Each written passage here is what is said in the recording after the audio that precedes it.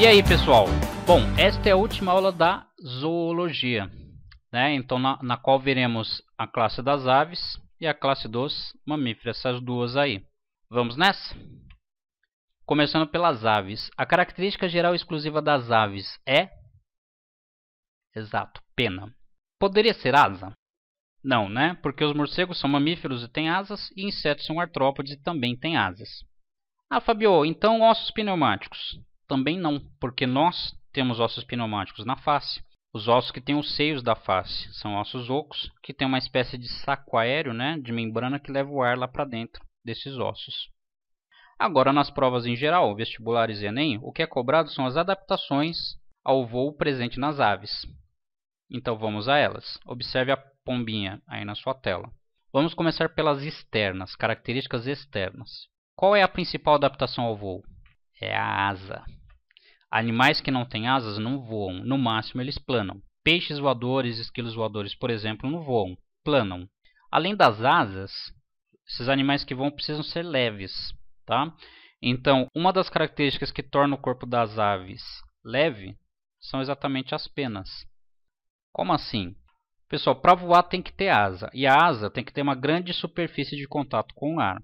A maior parte da superfície das asas são as penas, que são estruturas leves. Então as penas aumentam a superfície das asas sem aumentar muito seu peso.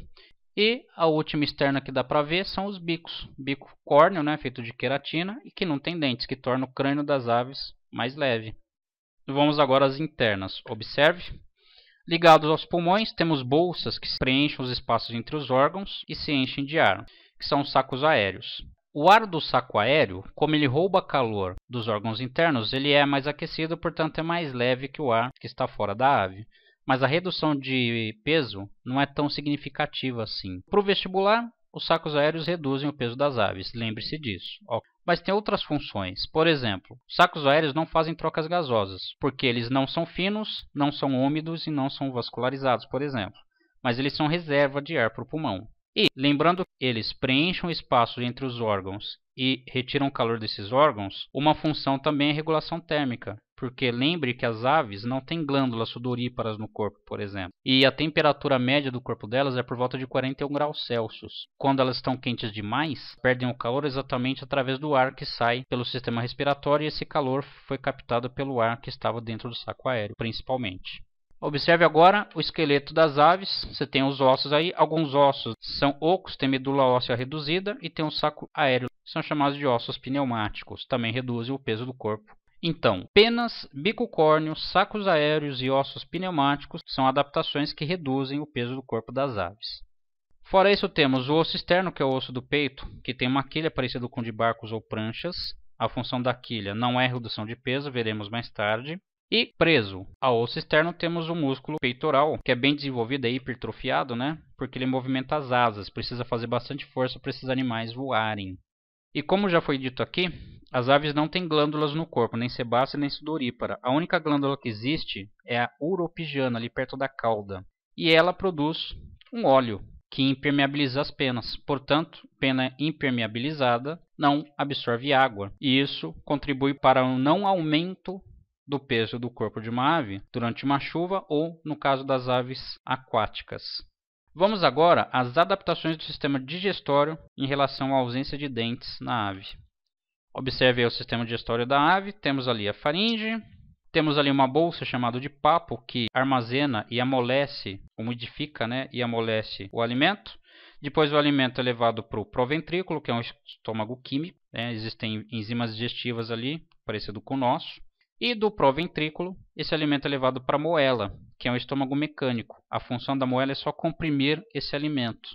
Em algumas aves, o alimento é ingerido junto com pedras, que fazem as funções dos dentes, devido à compressão exercida pela moela. Os resíduos saem pela cloaca. Lembrando, é a saída em comum dos sistemas digestório, excretor e reprodutor.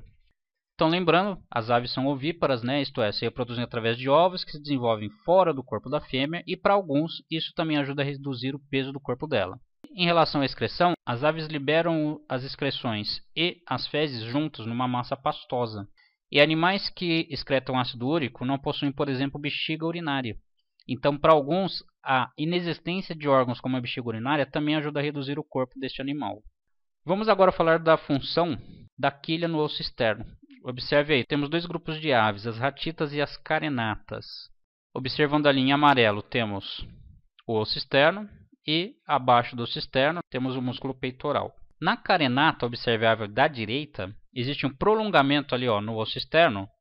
Esse prolongamento é a quilha, também chamado de carena, por isso são chamados de carenatas. O músculo peitoral precisa gerar muita força para movimentar as asas, e para isso precisa estar fixado em uma grande área óssea. Observe, sem a quilha, a superfície de fixação muscular é esta. Observe a ave ratita da esquerda. E com quilha, observe agora a ave carenata da direita. Com a quilha, a superfície para fixação muscular é essa aí, ou seja, é bem maior. Então a função da quilha ou carena é essa aí, ela fornece uma maior área de fixação para o músculo peitoral, que pode exercer mais força. As aves carenatas são as aves que voam. Por exemplo, os passarinhos, aves de rapina, pinguim também, embora não voe, também é uma ave carenata. E as ratitas têm o osso externo sem quilha e outras características. Por exemplo, avestruz, ema, emu e kiwi. Avestruz, ema e emu, por exemplo, são animais que têm asa pequena em relação ao tamanho do corpo, são muito pesados e o externo não tem quilha, por exemplo. Então são várias explicações para o fato dessas aves não voarem. De aves é isso. Vamos agora aos mamíferos. Temos aqui o desenho de uma vaquinha. Quais são as três características gerais exclusivas de mamíferos? A primeira está no nome. Muito bem, são as glândulas mamárias. Elas estão presentes tanto no macho como na fêmea. Entretanto, na fêmea, elas estão desenvolvidas devido à ação de hormônios sexuais. E nos machos, elas estão atrofiadas. Temos aqui o diafragma, que é o principal músculo respiratório. Eu falei o principal, não é o único. O diafragma separa o tórax do abdômen. E temos aqui, cobrindo o corpo de todo mamífero, os pelos. Todo mamífero tem pelo, mas os mamíferos aquáticos têm número de pelos reduzidos. E isso é uma adaptação ao deslocamento no meio aquático. Você poderia pensar, e placenta, Fabio? Pessoal, nem todo mamífero é placentário. Observe. Temos aqui o grupo dos mamíferos monotremados, que são ovíparos, que reproduzem através de ovos. Por exemplo, esses dois aí. À esquerda temos a equidna e à direita temos o ornitorrinco. São dois animais encontrados na Austrália. Temos aqui os marsupiais, que são mamíferos que têm marsúpio. E o marsúpio, que é aquela bolsinha evidente no canguru, serve para terminar o desenvolvimento fetal, porque as fêmeas têm útero e placenta pouco desenvolvidos. Então os exemplos clássicos para o vestibular são esses aí: o canguru e koala na Oceania, gambá e cuíca aqui nas Américas, né? Por exemplo, temos aí a foto de um gambá. E os placentários, a fêmea tem útero e placenta bem desenvolvidos, portanto o desenvolvimento embrionário é totalmente intrauterino. Então, humanos são placentários, primatas são placentários, cachorros, gatos, ursos. Ok? De mamífero é isso. Agora temos aqui uma tabela de comparação dos 5 principais grupos de cordados. Então vamos lá. Respiração dos peixes é branquial. Peixes em geral, excreção é amônia. O epitélio, de uma certa forma, é permeável, porque tem glândulas que produzem um óleo que diminui atrito com a água. E o embrião produz quais anexos embrionários? Somente o saco vitelínico, os outros estão ausentes. Com relação aos anfíbios, a respiração do girino da larva é branquial e cutânea, do adulto é pulmonar e cutânea. A excreção do girino é amônia e do adulto é ureia. O epitélio, de novo, é permeável, lembra que eles têm respiração cutânea. E, de novo, o único anexo que existe nos ovos dos anfíbios é o saco vitelínico, igualzinho em peixe. Nos répteis, a respiração é totalmente pulmonar, a excreção é ácido úrico, o epitélio é impermeável, é queratinizado, lembra disso? E os anexos que existem nos ovos dos répteis, além do saco vitelínico, tem o âmnio, córeo e alantoide. Das aves, a respiração também é totalmente pulmonar, a excreção também é ácido úrico, o epitélio também é queratinizado e os anexos embrionários são os mesmos dos répteis. Mamífero, também a respiração é totalmente pulmonar, é por isso que golfinho, por exemplo, morre afogado quando se enrosca em rede de pesca. A excreção é ureia, o epitélio também é queratinizado e os anexos embrionários são todos eles, e a placenta nos mamíferos placentários. Já vimos que nos peixes, anfíbios e répteis, o metabolismo é do tipo ectotérmico, ou seja, a fonte de calor que aquece esses animais é externa, é o ambiente. E nas aves e mamíferos, o metabolismo é do tipo endotérmico, ou seja, a fonte de calor é interna, é o próprio metabolismo. Nos ectotérmicos, o metabolismo é lento e não existe isolamento térmico, então geram pouco calor e o pouco calor que geram perdem facilmente para o ambiente. E nos endotérmicos, aves e mamíferos, o metabolismo é acelerado, ou seja, produzem muito calor e possuem isolamento térmico. Nas aves são as penas e nos mamíferos são os pelos. Bom, pessoal, de zoologia as aulas acabaram. Nas próximas aulas agora veremos embriologia. Assistam, abraço e até mais. Tchau.